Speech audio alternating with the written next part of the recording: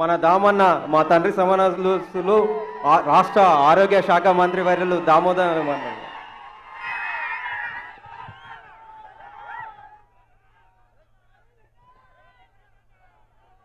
తెలంగాణ ముద్దుబిడ్డ,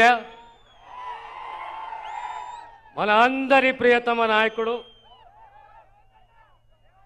రాష్ట్ర ముఖ్యమంత్రి రేవంత్ రెడ్డి గారు,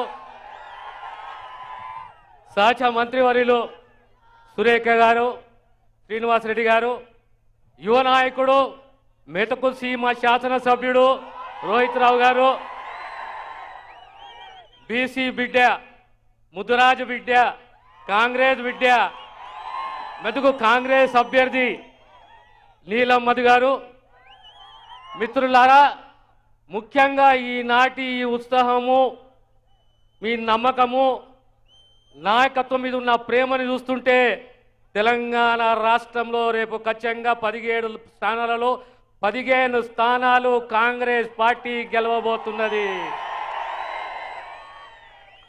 9.5 సంవత్సరాల సుదీర్ఘ దొరపాలన, స్వేచ్ఛ లేని పాలన, దోపిడీ పాలన, మౌనంగా ప్రజాస్వామ్యంలో ఓటు ద్వారా రేవంత్ రెడ్డి గారి నాయకత్వంలో ప్రజలు తిరగబడి దొరపాలనకు చరమగీతం పాడి ఇలా రేవంత్ రెడ్డి గారిని కాంగ్రెస్ పార్టీని ముఖ్యమంత్రిగా చేసి 6 గ్యారంటీలలో 4 గ్యారంటీలు నిలబెట్టుకున్న చరిత్ర రేవంత్ రెడ్డి గారిది, కాంగ్రెస్ పార్టీది. రాబోయే కాలంలో ఖచ్చితంగా ఇంకా 2 గ్యారంటీలు నిలబెట్టుకుంటాం. జాతీయ స్థాయిలో కూడా 5 గ్యారంటీలు ఉన్నాయి. ప్రధానంగా గ్యారంటీలో రైతులకు సంబంధించి కనీస మద్దతు ధరకు చట్టబద్ధత తీసుకురాబోతున్నాం. పట్టణ ప్రాంతాలలో పనికి ఆహార పథకాన్ని చట్టం తీసుకురాబోతున్నాం. 30 లక్షల ఉద్యోగాలు జాతీయ స్థాయిలో ఇవ్వబోతున్నాం.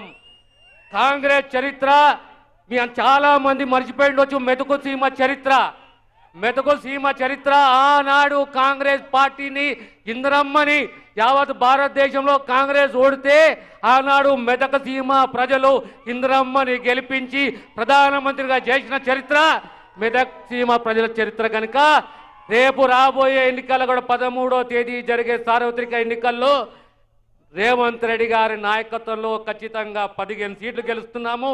అందులో ప్రప్రథమంగా మెతుకు సీమ ఉంటుందనే విషయాన్ని తెలియజేస్తూ కాంగ్రెస్ పార్టీ, రేవంత్ రెడ్డి గారి నాయకత్వం. ధన్యవాదాలు.